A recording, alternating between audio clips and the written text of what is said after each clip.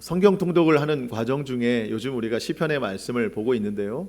저도 이제 그러한 과정 속에서 계속 시편의 말씀을 묵상하는데 말씀 자체가 주는 은혜가 있기도 하지만 제 개인적으로는 이제 매주일 하나님의 말씀을 전하다 보니까 어떤 주제로 하나님의 말씀을 전할까에 대한 또 생각과 기도가 있어요. 그러던 중에 이제 시편의 처음 시작이었죠. 우리가 1편의 말씀부터 보기 시작했는데요. 그때 시편의 1편 말씀이 하나님의 말씀을 묵상하는 자가 복이 있다. 참된 복을 누리는 사람이 누구인가?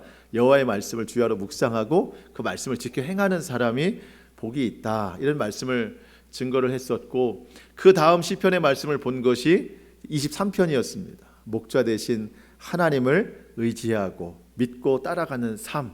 그때 하나님께서 우리에게 주시는 은혜에는 부족함이 없다. 이렇게 2주 동안 이렇게 시편에 우리가 잘 아는 그런 말씀들을 나눴었는데, 그러다가 이제 3주째 시편의 말씀을 보는데 제 마음속에 그런 생각이 들었어요. 시편의 말씀을 보면서 우리 신앙생활의 기초가 되는 그런 주제를 한번 같이 가보면 좋겠다.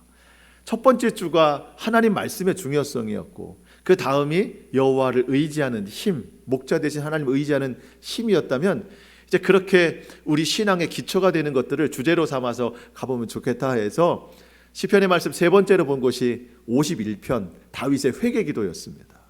이 회개도 우리 신앙의 기초가 되는 것이죠. 그때도 그런 말씀을 드렸었어요. 죄인 중에 죄인, 뼛속까지 죄인인 우리를 하나님께서 구원하여 주셨고, 내 마음에 더러운 것, 지저분한 것 투성인데 우리 마음에 새로운 마음을 창조하셔서 하나님의 뜻을 따라 살게 하시는 그 용서와 긍휼을 구하는 삶을 살기를 결단했었습니다. 이제 그러다가 또 신앙의 기초가 뭐가 있을까 하다가 하나님께서 주신 본문이 84편이었어요. 우리 지난주에 봤던 성소를 찾아가고 예배하는 힘. 그래서 마음의 시온의 대가 열리면 하나님을 예배할 수 있다. 물론 골짜기를 지나가죠. 힘든 길을 지나가지만 그곳 가운데서 또 하나님의 운행하심과 인도하심이 있어서 은혜를 누리고 복을 누리고 결국 성전에 도착했을 때에 힘을 주시고 또 주시는 그 하나님의 예배의 복을 누리게 된다라고 하는 말씀이었습니다. 이렇게 계속 신앙의 기초가 되는 것이 무엇일까라고 하는 생각을 가지고 말씀을 보는데, 이번 주도 저 안에 그런 고민이 좀 있었을 거 아닙니까? 그러던 중에 사실 고민이라고 할 것도 없어요. 이번 주는 어떤 신앙의 기초에 관해서 성도들과 말씀을 나눌까 하다가 감사를 생각하는 데 대해서 전혀 주저함이 없었습니다. 감사하는 생활 역시 우리 신앙생활의 기초가 되는 아주 중요한 주제입니다. 특별히 다음 주가 우리 맥주감사 주일로 지키는데요. 모든 예배가 다 준비됨이 있어야 되는데 저는 특별히 감사절을 지키는 데에는 더 준비가 되어야 된다고 생각을 해요. 여러분, 감사절을 준비하는 것이 무엇일까요?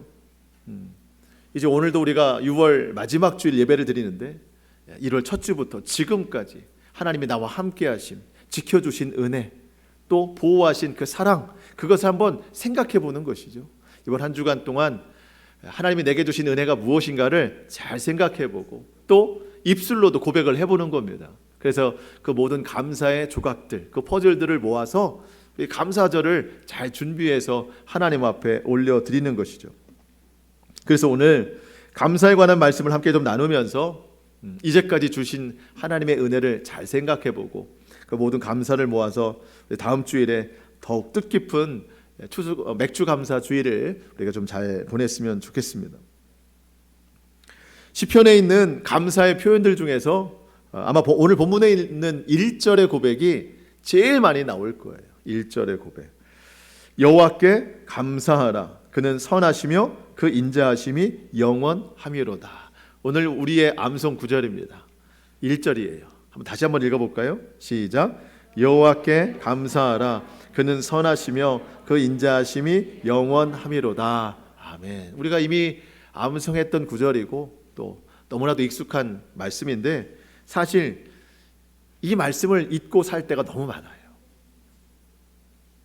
시편 기자는 그의 인생에서 참 수많은 감사의 조건들을 이야기를 하면서 그 모든 감사의 조건들을 생각할 때 단 한마디로 압축해서 감사를 고백하는데 그것이 바로 1절이죠. 여호와께 감사하라. 그는 선하시며 인자하심이 영원함이로다. 여러분, 우리 인생에도 참 많은 것들이 기록이 될 수 있겠죠. 물론 감사뿐만 아니라 더 많은 것들이 우리 인생 가운데 기록이 될 텐데, 여러분, 저는 그렇게 생각해요. 감사가 우리 인생의 일절이다. 감사가 우리 삶의 일절이 되어야 된다. 다른 것들이 올라올 수도 있지만 감사보다는 낫지 않다. 오직 감사가 우리 삶의 오늘 본문과 같이 일절이 되어야 된다고 생각을 해요. 여러분, 감사가 없으면 그 다음 내용들이 진전이 되지 않아요. 여러분, 우리가 기도할 때 무엇부터 기도하죠?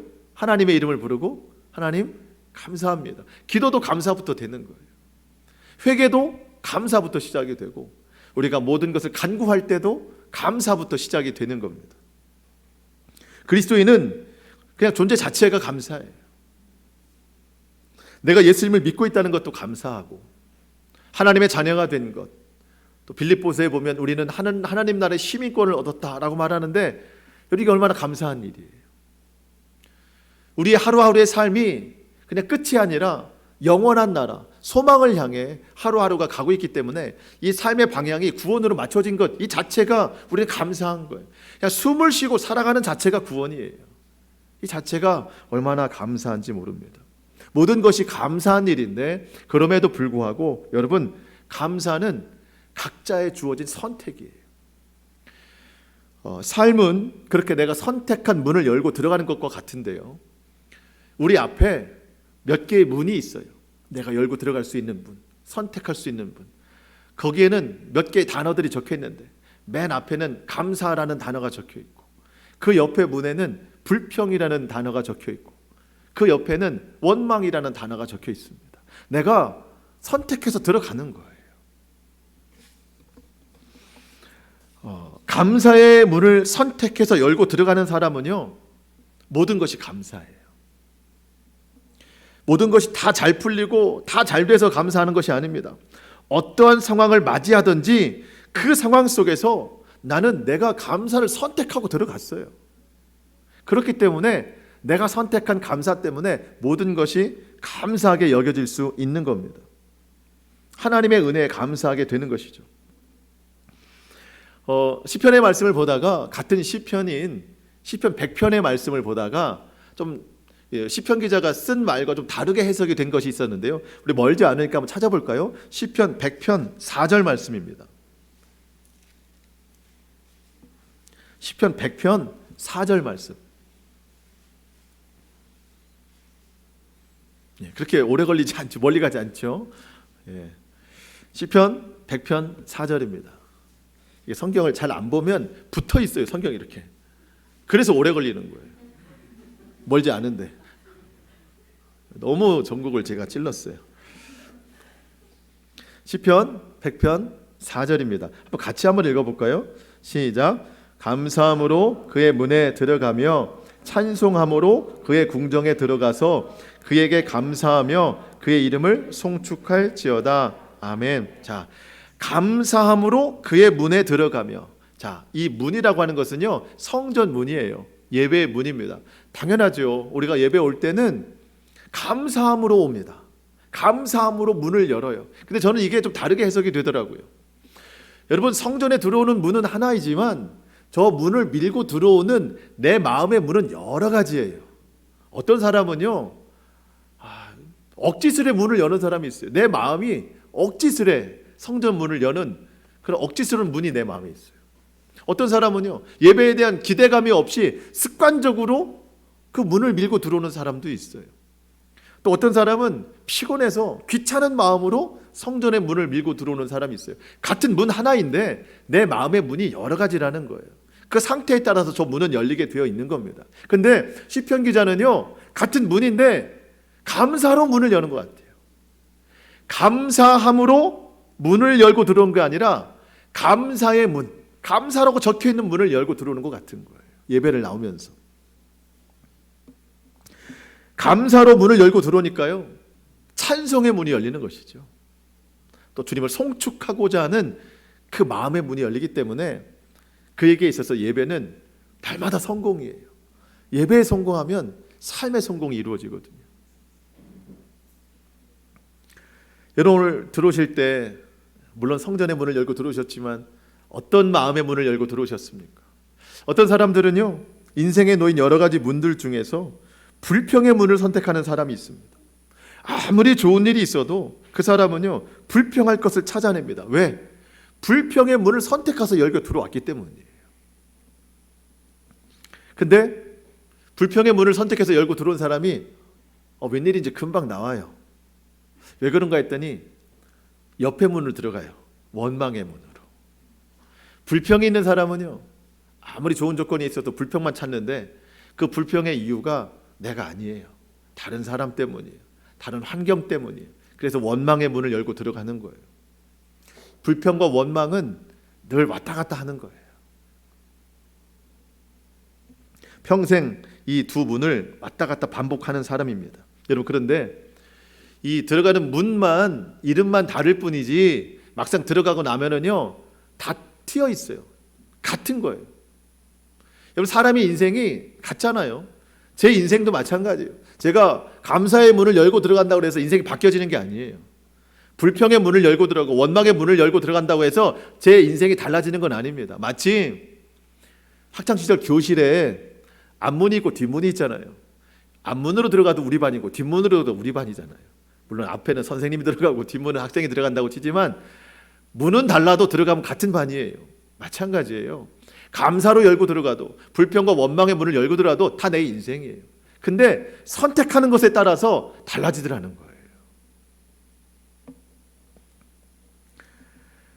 여러분, 요즘에 어떤 문을 선택해서 출입하고 계십니까?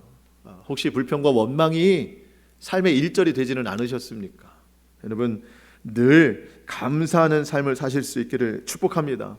감사가 우리 삶의 일절이에요. 그게 시작입니다.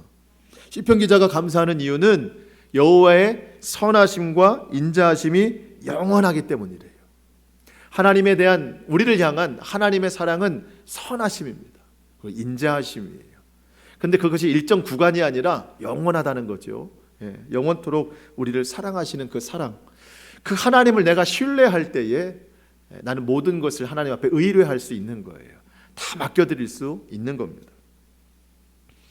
자, 이제 왜 감사가 우리 삶의 일절이 될 수밖에 없는지, 왜 우리는 감사를 할 수밖에 없는지 오늘 시편 기자의 고백을 통해서 우리가 세 가지만 좀 알아보고 우리가 그 이유로 인해서 더 큰 감사가 있기를 축복합니다. 첫 번째, 감사가 우리 삶의 일절일 수밖에 없는 이유는 우리를 속량하신 그 은혜로 인하여 감사할 수밖에 없다는 겁니다. 자, 2절 3절 말씀을 함께 읽어보도록 하겠습니다. 107편, 시편 107편 오늘 본문 2절과 3절입니다. 시작. 여호와의 속량을 받은 자들은 이같이 말할지어다. 여호와께서 대적의 손에서 그들을 속량하사 동서남북 각 지방에서부터 모으셨도다. 아멘. 여러분, 누가 하나님 앞에 감사를 말할 수 있습니까? 여호와의 속량을 받은 자들은 이같이 말할지어다. 뭐라고 말하죠? 여호와께서 대적의 손에서 우리를 속량하셨기 때문에 감사한다. 이 여호와의 속량을 받은 자들이 누굴까? 역사적으로 보면은요, 이 시기로 보면 하나님께서 이스라엘을 바벨론 포로에 붙잡히게 하셨다가 70년 기간이 끝난 후에 다시 본국으로 돌아오게 하신, 그것을 속량이라고 말합니다. 포로 생활을 끝내고 본국으로 돌아오게 한, 자유케 하신 그 의미를 속량이라고 말합니다. 속량하심을 받은 자들은 하나님 앞에 감사해야 된다는 겁니다. 자, 이것을 우리가 어떻게 받아들일 수 있을까요? 우리를 향한 하나님의 속량은 무엇일까요? 우리도 포로였어요. 종이었습니다. 노예였어요. 죄의 종, 죄의 노예였습니다. 그런 우리를 예수 그리스도 십자가로 해방하시고 그 십자가로 나의 모든 죄를 사하여 주시고 구원하여 주신 그 긍휼의 속량하심, 우리가 그거를 받은 사람들이라는 거예요. 이것이 감사의 첫 번째라는 겁니다. 여러분, 감사가 우리 삶의 일절이듯이 감사의 일절은 뭐냐? 그러면 그것은 뭐냐? 속량의 은혜라는 겁니다. 감사의 시작은 구원하심의 은혜라는 거예요. 여러분, 속량이라는 뜻이요, 죄의 값을 대신 치렀다는 뜻입니다. 여러분, 죄의 값은 사망이에요. 육신의 죽음뿐만 아니라 영원한 죽음을 뜻하는 겁니다. 근데 우리 주님이 나의 죄의 값을 대신 치르셨습니다. 대신 죽으셨어요. 죽으셨을 뿐만 아니라 성경에 말씀하신 대로 사흘 만에 부활하셔서 새 생명이 되셨습니다. 그 새 생명을 가지고 우리를 영원한 나라로 안내하시는 거예요. 그래서 하나님의 선하심과 인자하심이 영원하도다. 그 영원한 사랑으로 우리를 인도해 나가시는 겁니다. 여러분, 우리가 이 속량에 대한 감사를 놓치면은요, 다른 것에 감사할 수가 없어요. 왜? 시작이 안 되기 때문이죠. 여러분, 속량의 은혜라고 하는 것은요, 나를 새롭게 하신 능력입니다. 여러분, 예수님이 나를 위해 구원하셨기 때문에 내가 새로워진 거예요. 새로운 피조물이 된 겁니다. 그것이 속량의 은혜예요. 근데 우리가 그것을 생각하지 못하고 속량의 은혜에 감사하지 못하면 나는 여전히 새 사람이 아니에요. 여전히 옛사람입니다. 옛사람이 하던 게 뭐죠? 죄를 쫓아가고 세상의 끝이라고 여기면서 이 세상의 모든 것들을 누리려고 했던 것이 우리 옛사람이에요. 그러면 내 감사는 어디에서 찾아요? 옛사람에서만 자꾸 찾는 거예요. 하나님에게서 찾지 않고 세상에서 찾으려고 하는 거예요. 눈에 보이는 것, 손에 잡히는 것, 이런 것들만 감사의 조건이라고 생각하는 거예요. 여러분, 구원에 대한 감사가 없으면은요, 우리 일상생활에서 내 손으로 감사의 문을 열고 들어가기가 어려워요. 불평과 원망의 문에 자꾸 내 손이 가는 겁니다. 내 삶에 왜 감사가 없을까? 조건이 없는 게 아니고 먼저는 구원의 감격이 없기 때문이에요. 구원의 감격이 없기 때문에. 구원보다 다른 것에 만족을 누리고 싶기 때문에 그렇습니다. 제가 아까 서론에도 말씀드렸지만 우리가 2주 전에 다윗의 회개 기도를 본 적이 있었습니다. 그때 다윗이 회개 기도하면서 무슨 얘기를 하죠? 나를 주 앞에서 쫓아내지 마시고 주의 성령을 내게서 거두지 마옵소서. 주의 구원의 즐거움을 내게 회복시켜 주시고 자원하는 마음을 주사 나를 붙들어 주세요. 이게 회개 기도였습니다. 자, 여러분, 이 회개 기도를 할 때 다윗은 가장 강력한 왕이었어요. 가장 부와 명성과 권세를 누릴 때였었습니다. 그런데 그때 가장 큰 죄를 지었어요. 근데 여러분, 다윗이 행동으로 지은 죄도 너무나도 큰 죄인데 그보다 더 큰 죄라고 한다면 그 죄를 없이 하려고 했다는 거예요. 회개하지 않은 죄입니다. 결국 뒤늦게 나단 선지자를 통해서 죄라는 것을 깨닫고 하나님 앞에 회개를 하는데, 여러분, 회개 기도가 뭐예요? 나를 주 앞에서 쫓아내지 마시고. 그런 생각을 해봐요. 다윗은 지금 가장 높은 위치에 있고 가장 왕성한 때입니다. 이 죄가 내가 그 자리에서 내려올 만큼 큰 죄예요. 그래서 하나님 앞에 그런 기도할 수 있지 않을까요? 하나님, 잘못했습니다. 하지만 이 왕의 자리에서만 내려오지 않게 해주세요. 내가 가지고 있는 이 부와 명성과 권세, 이것에서만 쫓아내지 말아주세요라고 기도할 수 있을 것 같은데, 다윗은요, 주 앞에서 나를 쫓아내지 마세요. 주의 성령을 내게서 거두지 마세요. 다른 거는 없어져도 괜찮아요. 주의 성령을 내게서 거두지 마세요. 주의 성령을 거두어 가시면은요, 구원이 없어져요. 주의 구원의 즐거움을 회복시켜 주세요. 구원의 회복이 없으니까요. 구원의 즐거움이 없으니까요. 자꾸 다른 것에만 만족을 찾고 다른 것에만 즐거움을 찾는 거예요. 구원의 기쁨이 없으니까 회개하지도 못하는 거예요. 그래서 성령을 거두어가지 마시고 내게 구원의 즐거움을 회복시켜 주세요.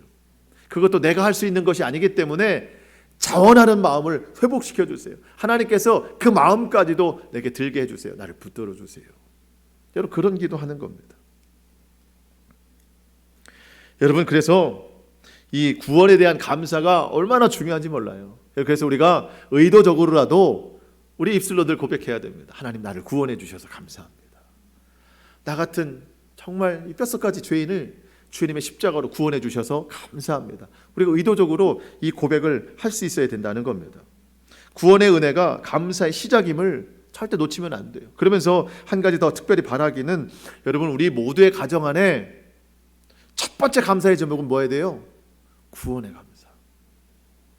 우리 가정 안에 다른 감사의 제목보다도 우리 가정의 감사의 1절도 뭐예요? 구원의 감사입니다. 그래서 온 가정 안에 온전한 구원이 이루어질 수 있도록 우리가 간절하게 기도해야 되는 거예요. 가정 안에 예수님 믿지 않는 사람이 있다면, 예수님을 믿지만 연약한 믿음 가운데 있는 이가 있다면 여러분 섞여 기도하셔야 돼요. 다른 게 기쁜 거 아니에요. 구원만이 가장 큰 기쁨인 거예요. 예를 들어서 가족 중에 예수님을 믿지 않는 한 사람이 있다. 그런데 그에게 능력이 있어서 세상에서 잘 되고 인정받으면 좋은 일이긴 하지만, 여러분 우리 어때요? 그래 좋아, 좋은데 마음 한편에 무슨 말이 있어요? 예수님 믿어야 되는데, 빨리 예수님 믿어야 되는데. 왜 그런 생각하죠? 좋죠. 다른 거 누리는 거 다 좋지만 구원이 가장 큰 감사라는 거예요. 그 마음이 있기 때문에 마음 한편에 그런 생각이 드는 거예요. 그래서 우리가 가족 구원을 위해서 정말 힘써 기도해야 됩니다. 그리고 간절함을 가지고 있어야 돼요. 여러분 우리가 기도하지 않으면 그 일을 이뤄낼 수가 없는 거예요. 구원의 은혜에 감사하는 사람이 구원을 위해서 기도할 수 있는 거예요. 우리 모두에게 성령의 은혜가 가장 큰 감사의 은혜가 될 수 있기를 축복합니다. 두 번째로 우리가 감사하면서 살 수밖에 없는 이유는 하나님께서 우리에게 기도하게 하셨고 그 기도에 응답을 주시기 때문입니다. 속량의 은혜를 받은 바벨론의 포로로 붙잡힌 사람들이요, 이제 고국으로 돌아갑니다. 얼마나 기뻐요. 근데 돌아가는 길이 평탄한 길이 아니에요. 광야길입니다. 험한 길입니다. 메마른 길이에요. 마음에 근심이 쌓이는 겁니다. 마실 물이 없어요. 육신의 목마름이 영혼의 피곤함까지 만들게 된 겁니다. 근심 중에 놓였을 때 하나님께서 그들에게 하시는 말씀이 기도해라. 기도하라는 거예요. 여러분 얼마나 어려움 중에 있었는지 4절과 5절 말씀을 보실까요? 돌아가는 길입니다. 지금 해방돼서 그들이 광야 사막길에서 방황하며 거주할 성읍을 찾지 못하고 줄이고 목이 말라 그들의 영혼이 그들 안에서 피곤하였도다. 여러분 우리 인생도 마찬가지입니다. 우리가 구원의 은혜는 얻었어요. 속량의 은혜를 얻었습니다. 이 사람들도 지금 속량의 은혜를 가지고 본국으로 돌아가는 과정이에요. 근데 가는 과정이 힘들잖아요. 우리도 예수 그리스도의 은혜로 구원을 얻었습니다. 주님 오시는 날까지 그 믿음을 가지고 가야 되는데 가는 과정이 보통 어려운 게 아니에요. 줄이고 목마르고 힘들고 어려운 인생 살아갑니다. 광야길, 사막의 길을 걸어갑니다. 고단하고 지쳐요. 우리 육신의 목마름과 배고픔은요, 영적인 피폐함으로 찾아오게 되는 거예요. 피곤해지는 겁니다. 그때 하나님께서 우리에게 하시는 말씀, 기도하라. 기도하라는 거예요. 여러분 기도의 결과가 참 놀랍습니다. 6절과 7절 말씀 같이 한번 읽어보겠습니다. 6절, 7절입니다. 시작. 이에 그들이 근심 중에 여호와께 부르짖음에 그들의 고통에서 건지시고 또 바른 길로 인도하사 거주할 성읍에 이르게 하셨도다. 아멘. 근심 중에 할 수 있었던 건 하나예요. 여호와께 부르짖음에 기도한 거예요. 그랬더니 하나님께서 그들을 고통에서 건지시고 광야 헤매일 때에 하나님께서 그들을 바른 길로 인도하사 거주할 성읍에 이르게 하셨도다. 여러분 기도는 의무가 아니라 감사의 조건입니다.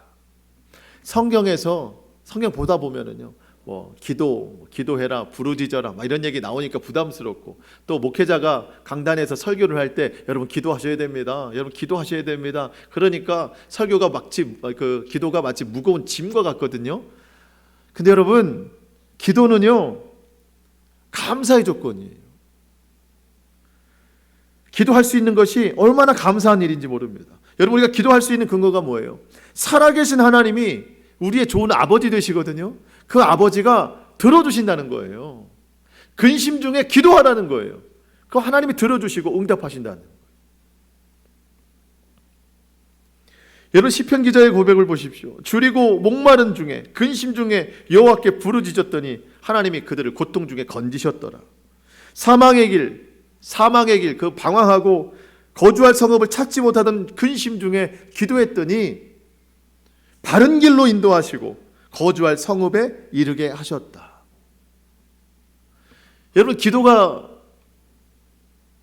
이게 의무가 아니죠. 기도하니까 살잖아요. 기도는 멍해가 아니에요. 짐이 아닙니다. 기도는 감사의 조건이에요. 기도해야 살 수 있는 거니까. 하나님께서 우리에게 기도하라고 말씀하시는 것은요, 들어주겠다는 거예요. 그러니 기도할 수 있으면 얼마나 감사해요. 들어주심도 감사하고. 골로새서 4장 2절 말씀을 좀 말씀드리고 싶은데요, 거기에 이런 말씀이 있어요. 기도를 계속하고 기도에 감사함으로 깨어 있어라. 자, 두 가지예요. 첫 번째, 기도를 계속하고, 어떻게 해요? 기도를 계속하고 기도하되 감사함으로 깨어 있어라. 감사함으로 깨어 있어라. 자, 여러분, 기도는 믿음으로 하나요? 의심으로 하나요? 믿음으로 하는 겁니다. 기도는 믿음으로 하는 거예요. 그래서 하나님께서 내 기도를 들어주신다고 하는 믿음으로 하기 때문에 기도는 결국 감사예요. 왜? 들어주신다고 믿기 때문에. 기도는 감사가 되고 감사는 다시 기도가 됩니다. 다른 말로 바꿔서 기도하는 사람은 감사하는 사람이고 감사하는 사람은 기도하는 사람이 되는 거예요. 이게 두 개가 하나예요. 첫 번째 경우도 살펴봤지만 우리가 왜 감사가 없을까? 첫 번째, 구원의 감격이 없어서 그래요. 두 번째, 뭐 하지 않아서 그래요? 기도하지 않아서 그래요. 기도하지 않으면 감사가 없습니다. 여러분, 기도에 있어서 우리가 가장 중요하게 생각하는 것은 응답이거든요. 근데 여러분, 기도는 응답이 중요한 게 아니라 하나님과의 교제가 중요한 거예요. 부모와 자식이 대화할 때 여러분, 자식이 부모에게 부탁할 수 있잖아요. 근데 여러분, 그 부탁했을 때 들어주는 건 부모의 역할이잖아요. 응답은 하나님의 몫이에요. 하나님이 하시는 거예요. 기도에서 가장 중요한 건 응답이 아니에요. 기도에서 가장 중요한 건 하나님과의 관계예요.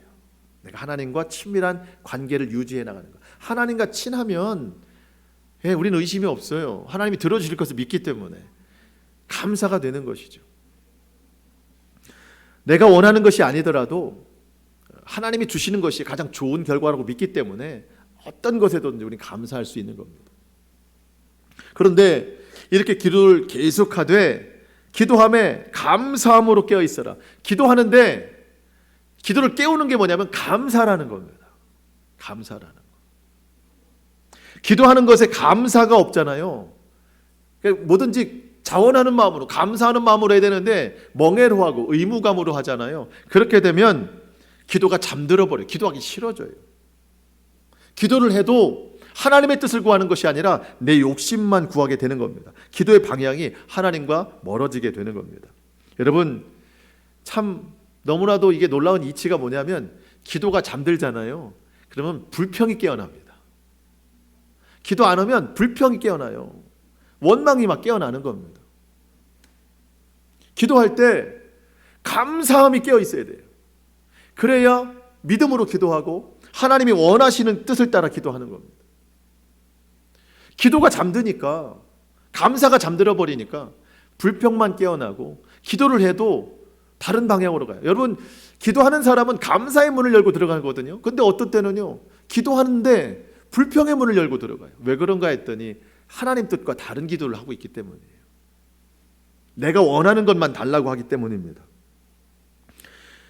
물론 내가 원하는 것을 주실 때는 선하신 하나님, 인자하신 하나님, 오늘 본문의 1절을 간절하게 외치지만 내가 원하는 것을 주시 않을 때는, 하나님의 뜻이 다른 곳에 있을 때는 우리 하나님은 선하신 분이 아니라고 부인하는 거예요. 불평과 원망이 선택이 되는 겁니다. 여러분, 하나님이 우리에게 기도를 주신 것은요, 하나님의 은혜입니다. 기도에 응답하시는 것은 하나님의 선물이에요. 감사함으로 깨어 있어서 하나님의 뜻을 구하는 기도의 사람들이 되실 수 있기를 축복합니다. 기도해야 감사가 생겨요. 기도해야. 하나님께서 부르짖는 자의 기도를 반드시 들어주십니다. 선하고 아름다운 것으로 채워주신다는 거예요. 아멘이시죠? 기도하세요. 기도는 의무가 아니라 감사예요. 감사의 조건을 놓치지 마세요. 마지막 세 번째로 우리의 삶의 1절이 감사가 될 수밖에 없는 이유, 하나님께서 우리로 더욱 감사와 찬송을 이어가도록 지금도 은혜와 축복을 베풀어 주시기 때문입니다. 돌아보니 모든 것이 은혜요, 모든 것이 감사입니다. 8절과 9절 말씀을 같이 읽어보겠습니다. 8절과 9절입니다. 시작. 여호와의 인자하심과 인생에게 행하신 기적으로 말미암아 그를 찬송할지로다. 그가 사모하는 영혼에게 만족을 주시며 줄인 영혼에게 좋은 것으로 채워 주심이로다. 아멘. 자, 여러분 8절에서 소개되는 여호와의 인자하심과 인생에게 행하신, 저와 여러분에게 행하신 기적으로 말미암아 찬송한대요. 저와 여러분에게 하나님이 기적을 행하셨습니다. 이 기적이라는 단어가 예전 성경어를 보면은요, 기이한 일을 행하신, 기이한 일을 행하신 이라고 나와 있어요. 여러분, 기이한 일이 뭐죠? 상상할 수 없는 일, 기적이죠. 내가 할 수 없는 일, 내가 도저히 할 수 없는 일을 하나님이 행하셨다는 건데, 하나님만이 하실 수 있는 일은 뭘까요? 저는 크게 두 가지로 생각해 보는데, 일의 결과, 내가 하면 내 주먹만큼밖에는 안 되는데 하나님이 하시니까 건물만큼 크게 일을 역사하시는 일의 결과, 이것이 하나님의 기적, 기이한 일이라고 생각하고, 또 한 가지 기이한 일은 뭐냐면, 나는 당장 오늘 내일의 결과를 기대하는데 하나님은 그때가 아니라 더 좋은 때를 생각하시는, 결국에는 행하시는, 그것이 기이한 일이에요. 두 가지를 좀 설명을 해드리면요, 요한복음 2장에 보면 가나 혼인잔치, 당장 포도주가 떨어졌어요. 당장 예수님께서 그 자리에 계셨습니다. 물이 변하여 포도주가 되게 하셔서 그 잔치를 계속하게 하셨습니다. 그 결과의 크기를 얘기하는 거예요. 지금 당장 사람이 할 수 없는 일을 하나님이 하신 결과를 얘기하는 거예요. 조금 더 뒤로 넘어가 보면요, 요한복음 11장에 보면 죽은 나사로를 살리신 이야기가 나오는데, 예수님이 거하신 그곳에서 나사로가 병들었다는 이야기를 듣고 그곳에서 당장 출발하셔야 되는데 이틀을 더 머무십니다. 여러분, 내가 너무 아파요. 우리 가족이 너무 아파요. 의사를 부르든지 고칠 자를 불렀는데, 듣고도 당장 올 수 있는데 이틀을 더 있다가 왔다? 기다리는 사람에게는요, 이틀이 아니라 2년, 20년의 시간이잖아요. 얼마나 길게 느껴져요. 우리가 그래요. 기도하면서 하나님 앞에 당장 기도의 요청을 하는데 하나님께서 들으시고 들은 그 시간부터 한참 더 있다 응답하시는 것 같으면, 주님이 생각하시는 거와는 우리 생각은 너무 달라요. 예수님이 오셨어요. 나사로가 죽었습니다. 무덤에 갇혀 있습니다. 돌문을 열라고 그랬어요. 살리겠다고 그랬어요. 그때 나사로의 누이 마르다가 하는 말 들어보십시오. 주여, 죽은 지 이미 나흘이나 됐습니다. 이틀이 더 지나서 사흘이 됩니다. 썩어서 냄새가 날 지경입니다. 사실 그대로를 이야기하는 겁니다. 여러분, 이틀이 20년이라면 나흘은 몇 년이에요? 대충 40년이라고 생각을 하는 거예요. 그만큼 긴 시간이에요, 기다리는 사람에게는. 근데 예수님께서 나사로를 살리셨습니다. 결국엔 행하십니다. 내 뜻과 다르지만 우리 주님은 결국엔 행하신다는 거예요. 이게 기이한 일입니다. 우리 인생에게 행하신 기적으로 말미암아 찬송할지로다. 큰 일을 행하시기도 하지만 그때에 결국에는 행하시는 이 놀라운 일을 지금도 만들어가고 계시는 거예요. 앞으로 언제 어느 때에 하나님의 기이한 일들을 볼지 몰라요. 그렇기 때문에 오늘도 나는 감사가 삶의 일절이 될 수밖에 없는 거예요.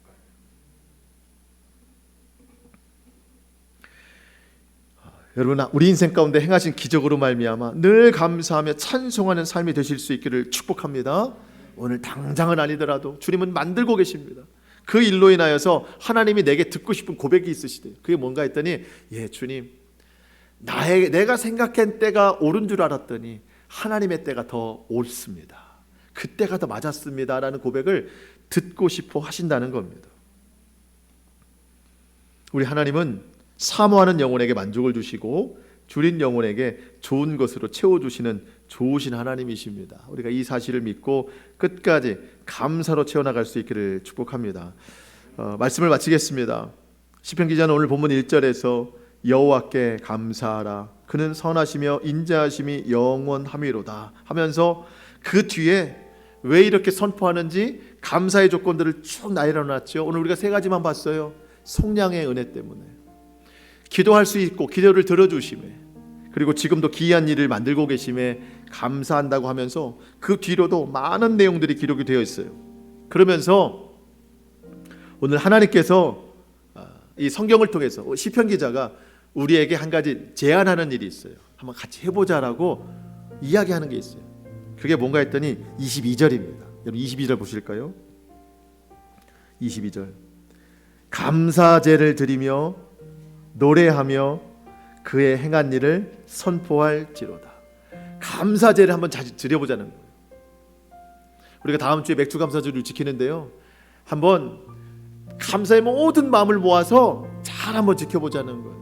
그냥 와서 그 자리에서 생각하지 말고 일주일 동안 감사의 조건들을 잘 생각해봐서 모든 감사의 조각들을 모아 완성된 아름다운 그림으로 하나님 앞에 올려드리자는 거예요. 얼마나 감사한 일인지. 여러분 요즘 감사에 대한 마음이 어떠십니까? 세상을 돌아보면 여전히 감사할 일은 많아 보이지 않습니다. 그렇지만 오늘 말씀을 통해서 보니까 우리에게는 이미 충분한 감사의 조건들이 많이 있어요. 그럼 더욱더 감사하시기 바랍니다. 감사가 회복되면 삶이 달라져요. 우리 앞에 놓인 여러 가지 문들 중에 감사의 문을 열고 들어가면 그것 가운데 놀라운 하나님의 은혜가 더욱 펼쳐질 줄 믿습니다. 이번 한 주 동안 그렇게 감사의 퍼즐을 모아서 마음을 다한 감사절이 되고 하루의 예배뿐만 아니라 우리 인생의 평생에 걸쳐서 더욱 풍성한 감사의 삶을 드리는 귀한 인생이 될 수 있기를 주님의 이름으로 축복합니다. 아멘. 기도하시겠습니다.